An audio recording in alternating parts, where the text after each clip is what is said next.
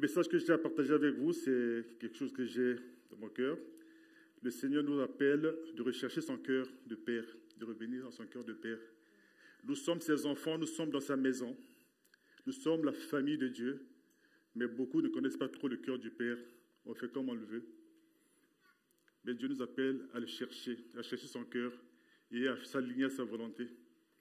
Alléluia. Nous avons un Dieu qui est bon. Et si nous le connaissons, nous serons les plus heureux. Mais très souvent, nous, chrétiens encore, on se dit, nous sommes les plus à plaindre parce que nous ne réalisons pas quelle beauté, quel bonheur, quelle grandeur que nous avons. Notre Dieu, c'est le Créateur. Notre Dieu, c'est le Tout-Puissant. Notre Dieu, c'est celui qui donne la paix. Alors que je perds la paix pour ne rien du tout, je perds tout. Je suis découragé pour rien du tout, au bien que le Dieu qui nous a aimés jusqu'à donner son propre Fils habite en moi. Je l'ignore complètement et j'agis par ma chair. Oh Dieu, de moi de revenir à lui, à nous aligner à sa volonté et à se mettre à son service, à écouter la voix du Saint-Esprit. Il n'est pas loin, il est en chacun de nous. Alléluia. On a dit dernièrement qu'il faut qu'on atteigne la maturité. Mais cette maturité-là, c'est d'écouter Dieu, en fait. Moi, je l'écoute 2 minutes, après je fais autre chose par moi-même. Je ne sais pas qui écoute matin, midi et soir, je crois que beaucoup l'écoutent très peu. Oh, Dieu nous appelle dans les temps de la fin à nous aligner à sa volonté, à écouter sa voix. Il parle, on écoute, mais on n'obéit pas. Il parle, je ne m'aligne pas parce que je veux faire ce que moi je pense c'est bien pour moi. Oh, c'est ma chair qui parle tout le temps, tout le temps, tout le temps. Dieu nous appelle à grandir dans la connaissance de qui il est. Alléluia. Il dit, l'affection de la chair dans Romains 8, 7, c'est l'inimitié contre Dieu, parce qu'elle ne se soumet pas à la loi de Dieu, et elle ne peut même pas. Nous sommes passés de la mort à la vie, nous avons la vie en Jésus-Christ. La réalité est que nous devons marcher maintenant en nouveauté de vie. Pas par nous-mêmes, pas par le vieil homme, pas par notre chair, mais nous laisser conduire par l'Esprit de Dieu. Il est en chacun de nous. Parfois, c'est étonnant que d'autres pensent que le Dieu là habite chez les autres. Il est en toi. Tu es membre de la famille de Dieu, ma sœur. Tu es membre de la famille de Dieu bien-aimé. Tu as cet esprit-là, le Saint-Esprit de Dieu en toi. Il faut l'écouter. Tu aurais préféré appeler X qui est à l'autre extrémité du monde pour te parler, mais Dieu t'a parlé à toi déjà. Tu n'as pas obéi. Hein? Faisons attention.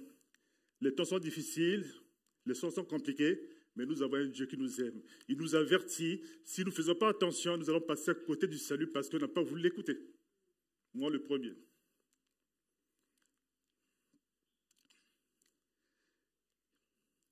La paix, il nous l'a donnée. Mais nous voulons la paix du monde. On dit, les lumières du monde nous ont éblouis jusqu'à ce que nous sommes séduits à suivre cela. Non, nous devons nous ressaisir chacun pour sa part à venir au Seigneur. Nous sommes de la maison de Dieu, mais on ne connaît pas le Père, on ne connaît pas son cœur. Il dit de chercher son cœur et de vivre selon sa volonté. Mais si on l'entend, mais faisons ce qu'il nous demande. Nous l'entendons, mais la chair est tellement bien placée et nous faisons ce que nous voulons. Mais ça, c'est un danger pour notre salut, c'est un danger pour chacun de nous. Ressaisissons-nous. On a parlé tout à l'heure, vous êtes partis, revenez, revenez. Il parle à moi, il parle à toi aussi. Alléluia. Dieu dit dans Proverbe 8, il donne une déclaration. Proverbe 8, verset 12.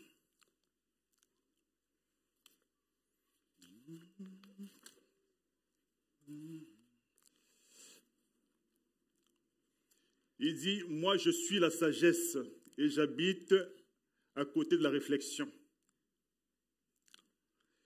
Il passe au verset 14, il dit, c'est à moi qu'appartient le conseil et la réflexion. Je suis l'intelligence et je possède la force.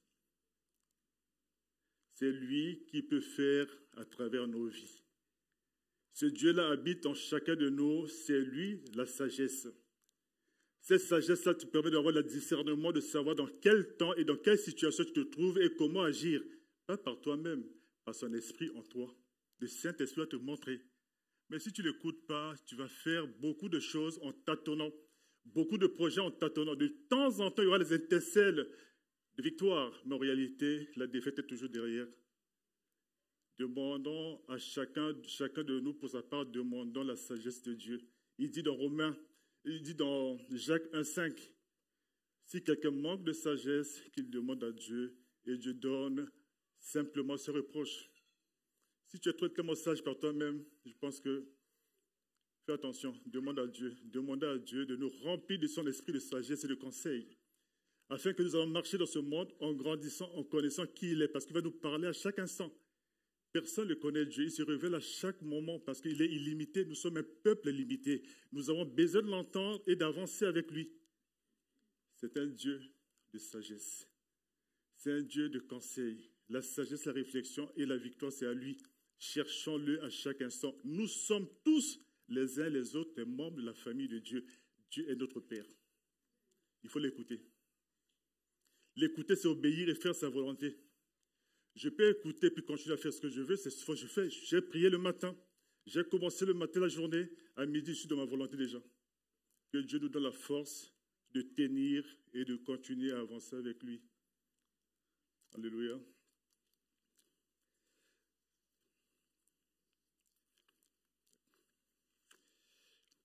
Dans 1 Corinthiens 13, du 1er au 7e verset, il nous dit ceci. Si on manque d'amour, finalement, si on manque Dieu, on n'est rien. Tu peux l'afficher, ma sœur. 1 Corinthiens 13, du 1er verset au 7e verset, il dit « Quand je parlerai les langues des hommes et des anges, mais sans avoir l'amour, je ne serai rien de plus qu'une trompette clairnante ou une cymbale bruyante. » Si je parlerai, tu peux continuer s'il te plaît, ma soeur? Et quand j'aurai le don de la prophétie, la science et tous les mystères et toute la connaissance, quand j'aurai même toute la foi jusqu'à transporter les montagnes, et je n'ai pas la charité, je ne suis rien. C'est-à-dire, on peut faire beaucoup de choses pour faire plaisir à ce monde, pour être reconnu par ce monde qu'il est bien. Mais si ce n'est pas de la volonté de Dieu, tu n'es rien. Cet amour que Dieu dit, c'est son esprit qui te parle et qui te donne à prendre les décisions exactes selon sa volonté. Je te ferai plaisir et je te rendrai un service. Si ce n'est pas de la volonté de Dieu, ce n'est rien. Cherchons le Seigneur tant qu'il se laisse trouver. Il nous aime. Il dit, ceux qui le cherchent le trouvent. Ceux qui l'aiment, il l'aime. Il est temps de le chercher. Le chercher, c'est dire de chercher, comme il est dit dans Proverbe 8, toujours, au verset 17, il dit « J'aime ceux qui m'aiment, et ceux qui m'aiment me trouvent. » Comment le chercher alors qu'il est là? Le chercher, c'est s'aligner à sa volonté, c'est-à-dire se laisser persuader, se laisser entendre et faire sa volonté.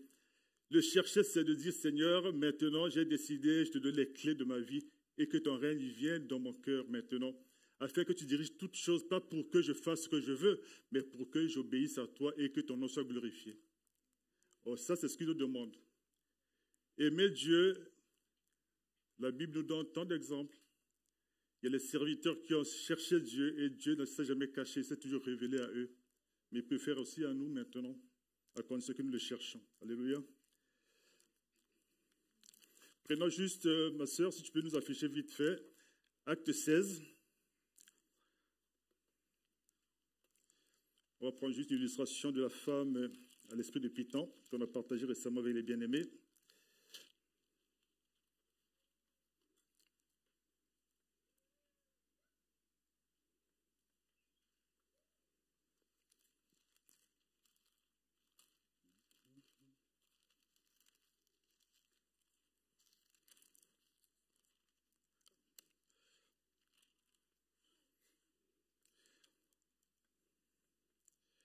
On peut le prendre depuis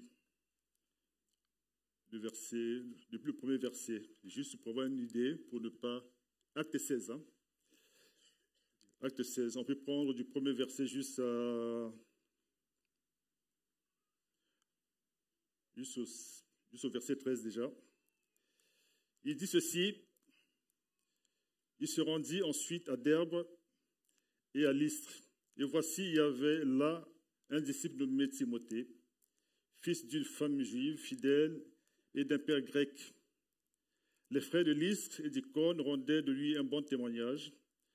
Paul voulut l'emmener avec lui. Et l'ayant pris, il le circoncit à cause des Juifs qui étaient dans ces lieux-là, car tous savaient que son père était grec. En passant par les villes, il recommandait aux frères d'observer les décisions des apôtres et des anciens de Jérusalem. Les églises se fortifiaient dans la foi, ils augmentaient en nombre de jour en jour. Ayant été empêchés par le Saint-Esprit d'annoncer la parole dans l'Asie, ils traversèrent la Phrygie et le pays de Galatie. Arrivés près de Mysie, ils se disposaient à entrer en Bithynie, mais l'Esprit ne leur permit pas. Ils franchirent alors la Mysie et descendirent à Troas. Déjà ici, quand on dit « je vais aller évangéliser », je vais aller annoncer la bonne nouvelle, mais à le moment où c'est Dieu qui t'envoie, il peut aussi te dire que là, je vais pour autre chose. Voilà la décision que Paul avait. C'était une bonne décision. On va aller en Asie annoncer la nouvelle, la bonne nouvelle, l'évangile. Mais le Saint-Esprit les a empêchés. Ils voulaient aller par la suite à Bithynie, mais l'Esprit encore les a empêchés. Mais c'est les bonnes actions pourtant. Aller annoncer la bonne nouvelle, c'est les bonnes actions. Mais le Saint-Esprit, c'est lui qui décide les temps et les circonstances. C'est lui qui va dicter l'agenda et l'heure, qu'est-ce qu'il faut faire. Mais si tu ne l'écoutes pas, tu feras tout ce que tu veux, mais le Seigneur ne sera plus là. Dans la forme et dans l'aspect, on aura l'impression de faire une bonne action. La réalité, Dieu n'est pas d'accord parce qu'il t'a dit d'écouter, de faire ce qu'il te dit de faire. Donc c'est pour dire que quelque part, nous sommes un peuple racheté. Nous sommes un peuple dont le Père veut simplement que nous ouvrons les yeux de la foi et de l'écouter et de faire sa volonté. Ces hommes-là, Paul était une personne instruite dans la parole de Dieu parce qu'il était enseigné par les grands docteurs. Mais la réalité, quand il a reçu le Christ, ce n'était plus lui qui vivait, mais c'est le Christ qui vivait en lui. C'est le Saint-Esprit qui dictait l'agenda et le temps qu'est-ce qu'il fallait faire. Donc, toi et moi, ma soeur, mon frère bien-aimé, nous avons reçu le Seigneur. Ce n'est pas nous qui allons décider maintenant de décider de faire ceci, de construire ceci ou de déconstruire quelque chose. Mais nous allons attendre le temps de Dieu, la volonté de Dieu. Mais pour cela, il faut que nous soyons disposés à l'écouter. Mais Dieu dit, la chair, et il n'est pas avec la chair. Dieu résiste à la chair, parce que la chair ne peut pas se soumettre à la loi de Dieu.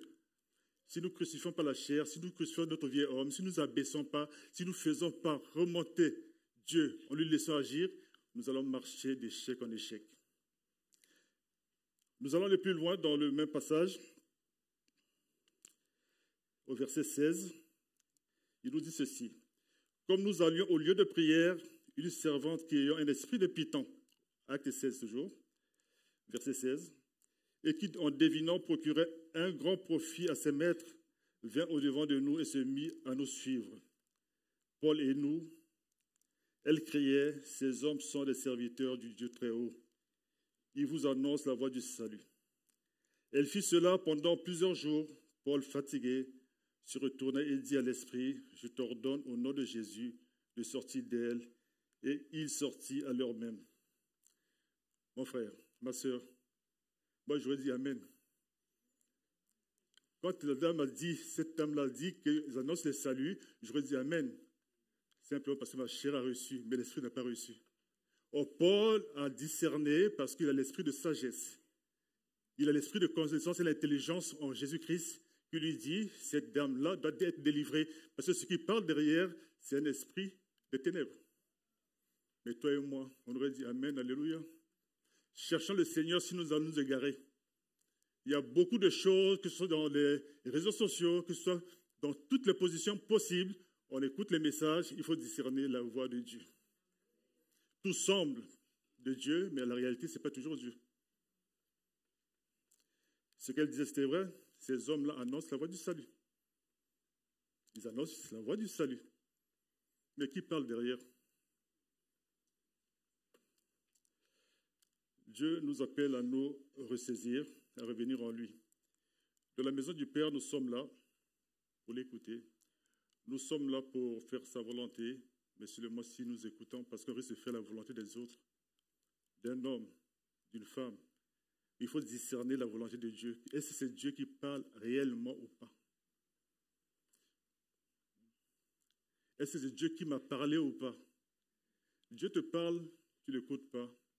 Tellement tu ne l'écoutes pas, il parle, tu ne l'écoutes pas. Tellement tu ne l'écoutes pas, tu écoutes ta chair. Ma chair peut vraiment formuler les bonnes choses, les bons projets. Je commence sans le Seigneur, je vais sans le Seigneur, mais c'est quand ça ne va pas, je commence à l'appeler. Nous sommes dans la maison de Dieu, il faut connaître le cœur du Père. Il veut que nous nous adressions à lui, nous échangeons avec lui, nous communions tout le temps avec lui. Il a beaucoup de choses à nous parler. C'est comme nos enfants, ils ont besoin que nous soyons là pour les écouter et pour échanger, pour les orienter. Le Père veut que nous l'écoutions tout le temps. Et pour l'écouter, il faut venir là. Ce n'est pas loin là-bas, ce n'est pas dehors, mais s'il faut revenir à lui. Tu reviens vers lui et tu lui poses toutes questions, il va te donner les réponses. Tu reviens vers lui, tu lui poses tes problèmes, tes difficultés, il va te donner la solution. Parce qu'il t'aime tellement qu'il veut que tu sois dans la paix. Parce qu'il a donné la paix pour que tu sois dans cette paix-là réellement. Alléluia, Dieu soit loué. Il est bon notre Dieu, il faut l'écouter. Il faut l'écouter.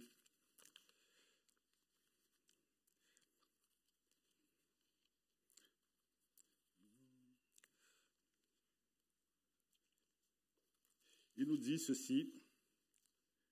Il y a une chose que vraiment notre vie est toujours en danger, c'est le péché. Le péché, c'est ça qui nous éloigne parce que la chair prend plaisir à ça facilement. Mentir, c'est facile pour nous. C'est tellement beau de mentir. Parfois, on se réjouit avec celui avec qui on ment, sachant que Dieu est là. Nous oublions qu'il n'est pas loin, il est en toi. Il se tait, il te laisse faire. Il te dit simplement, ça, je ne suis pas d'accord. Tu l'entends, ce n'est pas que l'autre l'entend, tu l'entends. Ce que je fais là, il n'est pas d'accord. Mais je fais la dernière fois. Je fais encore parce que je ne suis pas obligé de le faire. Mais tu peux dire non, franchement. Mais je fais la dernière fois. Mais sache qu'il n'est pas loin. Parce que le monde n'a pas ce que tu as. Le monde n'a pas de reproche à se faire parce que l'Esprit n'est pas. Mais tu as le Saint-Esprit en toi qui est là. Il veut que tu reviennes à lui. Tu lui poses la question, la permission et tu fasses ce qu'il te demande. Je ne mens pas. Il dit, oh, je ne mens pas. Mais dis, non, Seigneur, attends, je vais mentir encore la dernière fois. Faisons attention. On vole tranquillement. On vole les institutions, on vole le prochain, on vole dès qu'il y a la possibilité. Mais quand on vole, qu'est-ce qui se passe?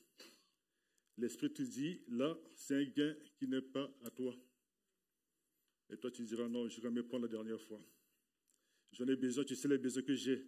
Oh, tes besoins, là, tu les as créés parce que tu as vu quelque chose à voler. Oh, Dieu te dit, confie-toi en lui, fais en lui tes délices, il donnera tout ce que tu voudras. Il te dit, c'est lui qui pourvoira tes besoins de chaque jour. Mais quel est ce besoin-là qui n'était pas au courant? Mais c'est que tu as créé un besoin à toi. Tes besoins sont de ta chair. Tu veux te faire voir, tu veux t'apparaître. Et tout ça fait que tu t'éloignes de Dieu. Mais Dieu te dit aujourd'hui, reviens vers lui. Reviens. On se dit, c'est l'autre qui est orgueilleux. Mais c'est déjà toi-même qui es orgueilleux parce que tu n'entends pas ta voix. On est orgueilleux. Il dit, résiste aux orgueilleux. C'est quoi l'orgueil? C'est que, au lieu de faire ce que Dieu veut pour toi, tu veux faire ce que Dieu veut pour l'autre. Tu convoites. Parce que tu n'es pas avec le Seigneur. Tu ne lèves pas l'autre. Tu ne glorifies pas Dieu dans la vie de l'autre parce que c'est toi. Oh, ça, c'est déjà ce que Dieu ne veut pas de nous. Faisons très attention, éloignons-nous des pratiques qui ne sont pas à la gloire de Dieu.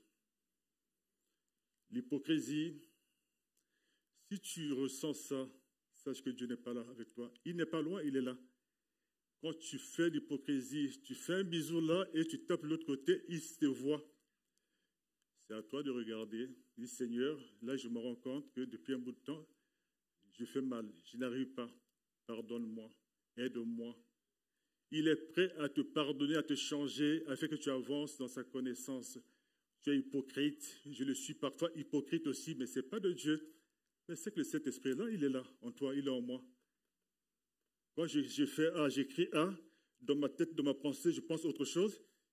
Il dit, mais tu fais quoi? Que Dieu nous aide. Les temps sont les temps de la fin. Quand on dit qu'il faut vraiment grandir en maturité, ce n'est pas ta chair, ta maturité que le pasteur parlait, c'est simplement d'apprendre à écouter Dieu faire sa volonté. D'accord? Tu convoites et tu n'arrives jamais. Parce que ce n'est pas le plan de Dieu pour toi. Tu veux faire comme l'autre, et Dieu ne t'a pas prévu cela. Tu ferais un effort, juste parfois même à racheter le monde, après d'arriver à satisfaire ton moi, et ça ne va pas durer longtemps. Il y aura les conséquences pour cela, parce que tu es enfant de Dieu, et le monde a les yeux sur toi, parce qu'il cherche n'importe quelle occasion pour te détruire. Ne fais pas comme le monde est perdu, mais toi tu es sauvé, et Dieu veut que tu gardes le salut jusqu'à la fin. Quand tu vas glisser, on t'attend pour t'attraper. Le monde t'attend pour t'attraper. On bénit le Seigneur parce qu'il nous aime et qu'il nous avertit à chaque instant. Mais on ne l'écoute pas. Je ne l'écoute pas. Je ne l'écoute pas. Dieu dit, il aime ceux qu'il aime et ceux qui le cherchent le trouvent. Le Seigneur est allé à la croix. Il est ressuscité le 3e jour et s'est fait apparaître à ses disciples. Parce qu'ils savaient la peine qu'ils avaient dans leur cœur de cette séparation-là. Mais il était venu pour les enseigner, les instruire, de rappeler, de rester en paix parce que c'était une victoire. Parce que ses disciples n'avaient pas compris ça à l'instant même. Ils n'avaient pas encore reçu la plénitude du Saint-Esprit pour comprendre les choses. Mais le Seigneur est venu vers eux pour leur rappeler cela. Dans Jean 21, 7, on ne va pas prendre beaucoup.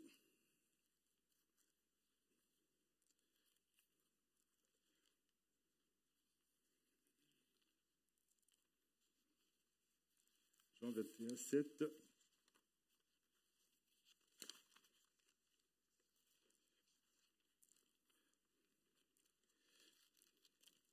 Il nous dit ceci.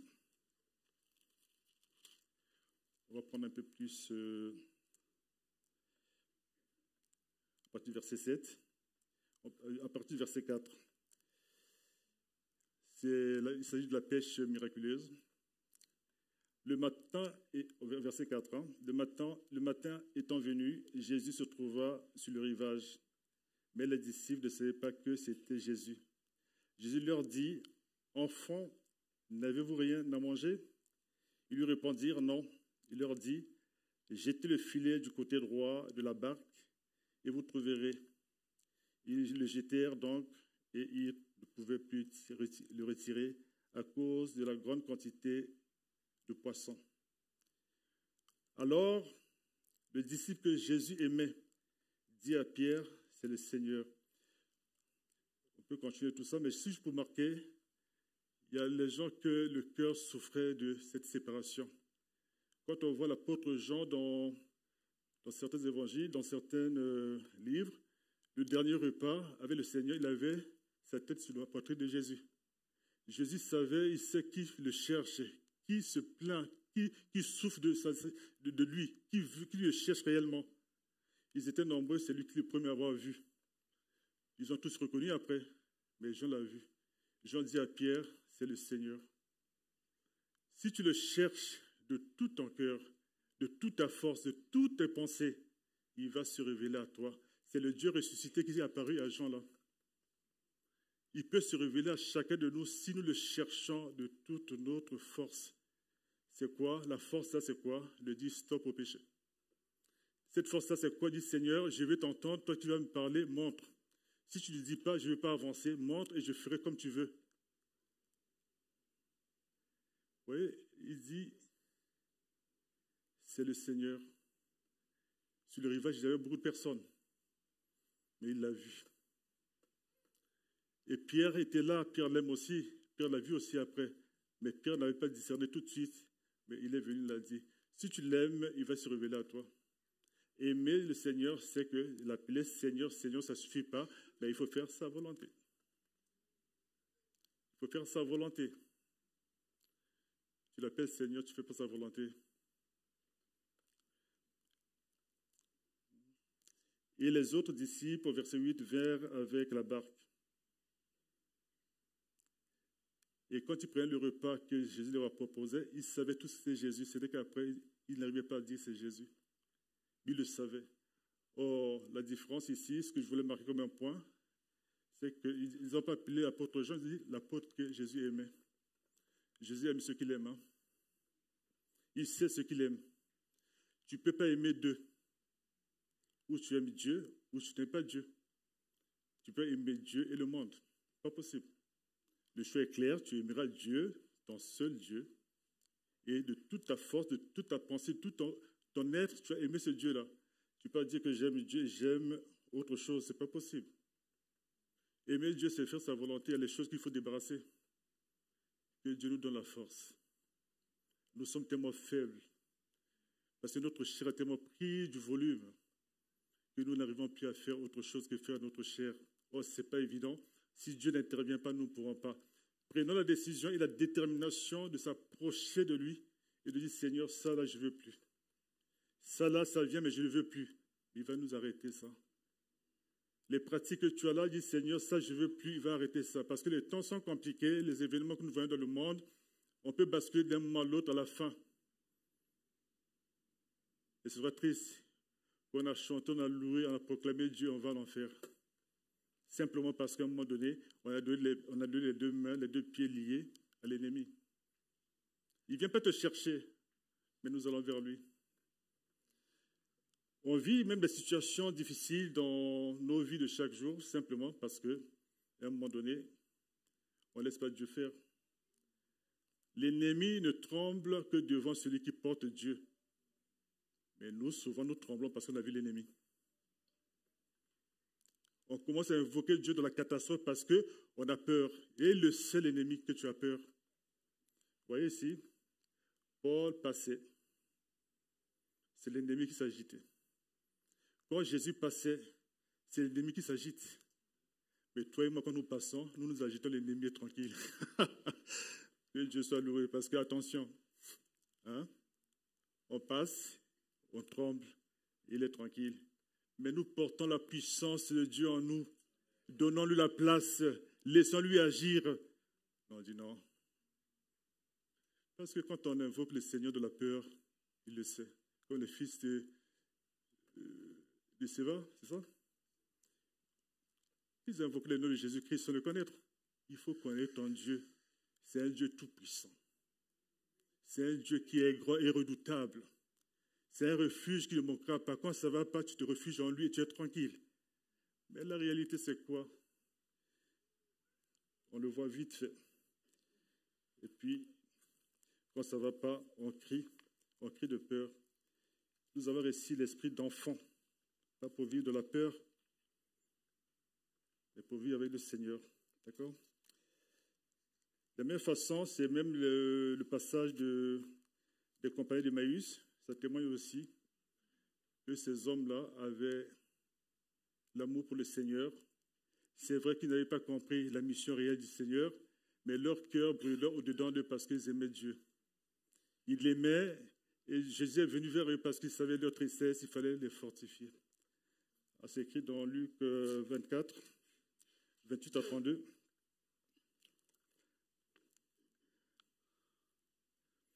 On ne va pas prendre tout, on va prendre la partie du verset 28. Il dit ceci, lorsqu'il fut près du village, c'est-à-dire Jésus a rejoint les deux compagnons de Maïs sur le chemin. Et à partir du verset 28, lorsqu'ils furent près du village où ils allaient, il parut vouloir aller plus loin. Mais ils le pressèrent en disant, reste avec nous, car le soir approche et le jour est sur son déclin. Il rentra pour rester avec eux. Et pendant qu'ils étaient à table avec eux, il prit le pain et après avoir rendu grâce, il le rompit et leur donna. Alors leurs yeux s'ouvrirent. Et ils reconnurent et il disparut de devant eux. Qu'est-ce qu'ils disent après? Ils se dirent l'un et l'autre, notre cœur ne brûlait-il pas au-dedans de nous lorsqu'il nous parlait en chemin et nous expliquait les Écritures? Le Seigneur vient dans nos vies parce que c'est que nous l'aimons. C'est parce que nous dépendons de lui. Il sait que chacun a son âge différent de la foi. mais il viendra t'expliquer ta situation. Il viendra te corriger, il viendra te redresser, il viendra te fortifier afin que tu demeures stable dans la situation dans laquelle tu es. Les compagnons de Maïs, ils ont été transformés par cette apparition-là. Alors que le Seigneur les a expliqués, il n'a pas vu. Dès qu'ils l'ont vu, ils ont compris que tout ce qu'il avait annoncé, c'était la vérité. Il est ressuscité. Ils n'étaient plus les mêmes personnes qui étaient tristes sur le chemin, mais les personnes changées, transformées. Mais ça, Jésus ne s'est pas révélé aux sacrificateurs. Il s'est révélé à ceux qu'il aimait.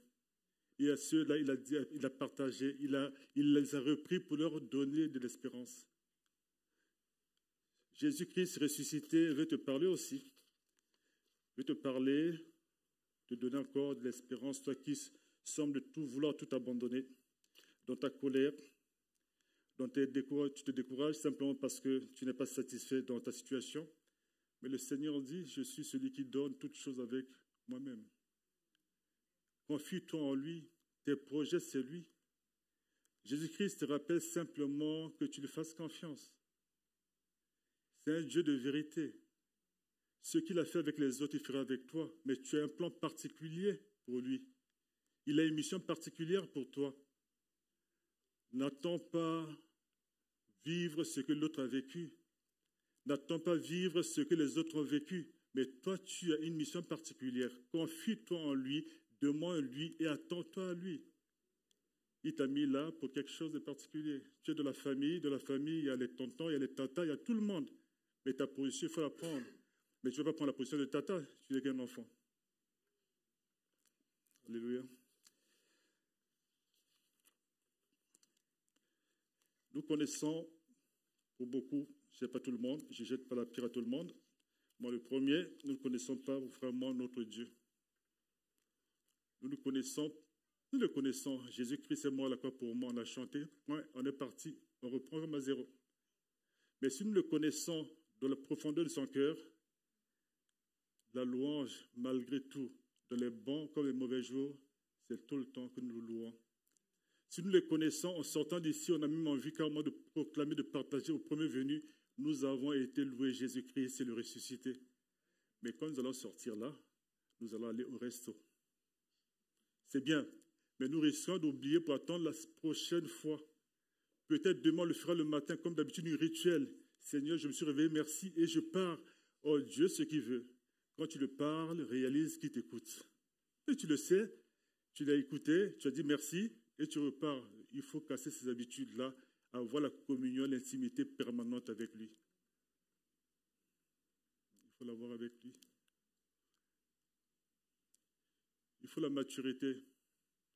On va grandir. On est enfant un jour. On grandit, mais que le Seigneur nous aide à grandir avec lui. Parce qu'il y en a beaucoup, les faux qui sont introduits dans l'Église. Il y en a beaucoup, les faux qui ont touché la possibilité de distiller ce venin du faux message dans l'Église. Par les WhatsApp, par les YouTube, par les réseaux sociaux. Mais demande chaque jour à ton Dieu de t'éclairer, qui te donne l'esprit de sagesse, de conseil, que tu discernes ce que tu écoutes. Tu risques de dire Amen matin, midi et soir dans le faux message. C'est-à-dire quoi? Tu donnes tes mains, tes pieds liés à l'ennemi. Il y en a qui quittent un lieu pour traverser tout Paris pour aller être imposé la main de l'autre côté. Il oublie qu'il a Dieu avec lui. Simplement parce qu'il a perdu cette habitude d'avoir la communion avec Dieu. Dieu s'est révélé à toi un jour, il s'est révélé à moi un jour, et nous avons donné nos vies à Jésus parce que nous avons confessé. C'est un miracle d'accepter Jésus-Christ comme ça. C'est un miracle, ce n'est pas facile. Mais si nous l'avons fait, c'est parce que Dieu, de son amour, est venu se révéler à toi, à moi. Mais ce jour-là, tu as dit, c'est fini. Non, ça a commencé. Il fallait continuer. Il faut continuer. C'est comme dans la parabole du fils prodigue. Là où on aime tous être le fils prodigue, parce qu'il s'est répandu. La réalité, c'est que lui aussi, comme le fils aîné, il ne connaissait pas le père. Il l'a découvert le jour-là même. On aime le fils prodigue. Moi, il s'est répandu, il rentre en lui-même, il revient vers le père. Et le fils aîné, il est hérité parce qu'il dit comment ça se passe. Mais la réalité, les deux, là, ils ne connaissaient pas le cœur du père. C'est les enfants de la maison, ils ne connaissaient pas l'amour du père.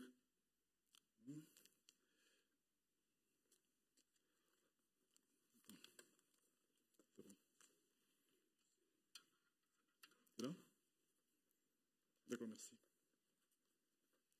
Ok, merci. Dans Luc 15, du verset 11 à 32, on va lire un tout petit peu, et puis c'est le dernier verset, passage.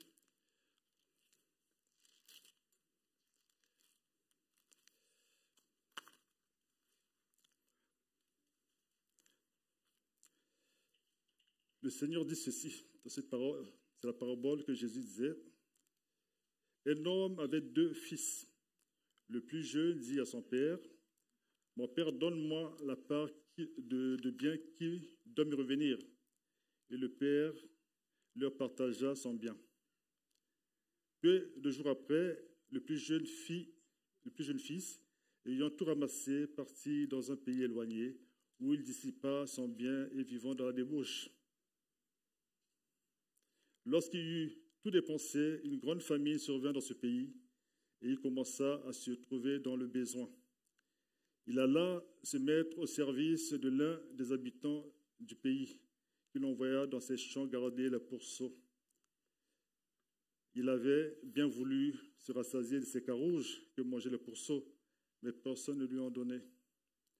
Étant rentré en lui-même, il dit, « Combien de mercenaires chez mon père ont du pain en abondance, et moi, je meurs de faim. » Ils se levèrent, et je me leverai et j'irai vers mon père, et je lui dirai, « Mon père, j'ai péché contre le ciel et contre toi, je ne suis plus digne d'être appelé ton fils, traite-moi comme l'un de tes mercenaires. » Il se leva et alla vers son père. Comme il était encore loin, son père le vit et fut ému de compassion. Il courut et se jeta à son cou et le baisa. Le fils lui dit, « Mon père, j'ai péché contre le ciel et contre toi. Je ne suis plus digne d'être appelé ton fils. » Mais le père dit à ses serviteurs, « Apportez la plus belle robe. » Et l'en revêtez, mettez-lui un anneau au doigt et des souliers aux pieds. Amenez le veau gras et tuez-le, mangeons et réjouissons-nous, car mon fils qui était mort est revenu à la vie. Il était perdu et il est retrouvé. Et ils commencèrent à se réjouir. Or, le fils aîné était dans le champ. Lorsqu'il revint et approcha de la maison, il entendit la musique et la danse. Il appela l'un des serviteurs et lui demanda ce qui c'était.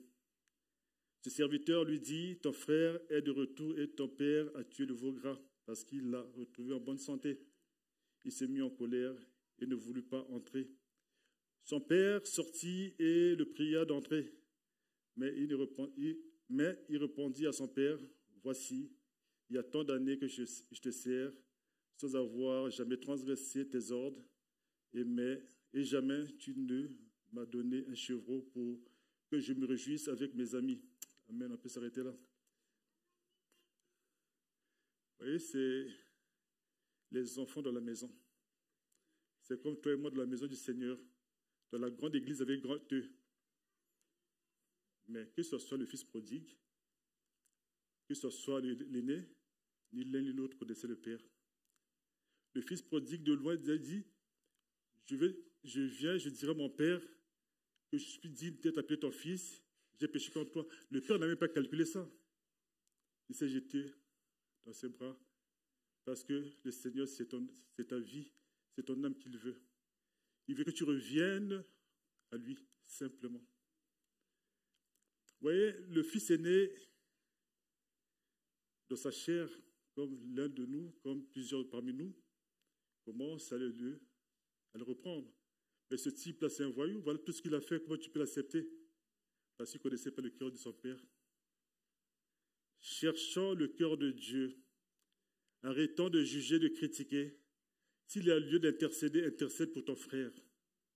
Tu vois du mal partout, même dans l'église, simplement parce que depuis très longtemps, tu commences à marcher par toi-même. Ce n'est pas bon. Il est temps que tu t'attaches à ton Dieu, tu le cherches et tu t'appuies sur lui. Le mal, c'est quoi? Dieu ne voit pas le mal, il dit, bénis même ton ennemi. Ton frère, ce n'est pas ton ennemi. La femme et la fille que tu vois là, l'homme que tu vois là, s'ils sont là, c'est Dieu qui l'a voulu. Ainsi, à cette heure-ci, il faut le bénir. Et tu vois le mal partout. Or, le mal, la réalité, c'est toi, c'est que Dieu n'est plus là. Il ne parle plus à toi. C'est toi le mal. le fils est né. Dans toute la réflexion, c'est logique. Le fils prodigue a tué le père, parce qu'on partage l'héritage à la fin de la vie de quelqu'un. Il a tué le père. Il est parti. Attends, il revient. Il n'y a que Dieu pour aimer jusqu'à là. Il n'y a que Dieu pour aimer jusqu'à là. Jésus-Christ était à la croix alors que nous étions ennemis de lui. Il est monté à la croix. Il n'y a que Dieu pour le faire. Toi et moi, dans la vie de chaque jour, mettons-nous à la place du fils aîné, c'est compliqué. C'est compliqué. Il dit, il a pris sa part, on règle ça autrement. Oublions cette histoire-là, mais vraiment, il a déjà pris sa part.